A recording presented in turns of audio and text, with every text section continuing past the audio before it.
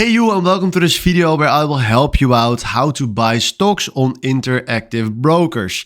For this, first of all, we created an account, and then after this we click here on interactive brokers and you will see this page right here.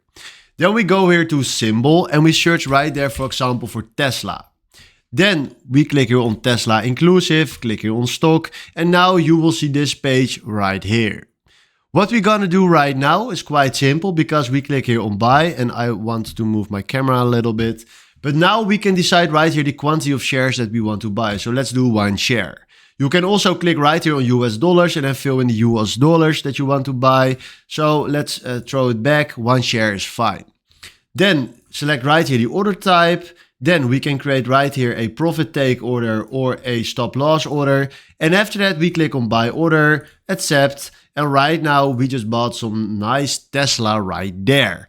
I'm using a zero funded account, so that means I don't have any money standing on this account. But if you have money on your account, this is the way how you can buy a stock. So hopefully this was the video where I was looking for. Thanks for watching and have a wonderful day.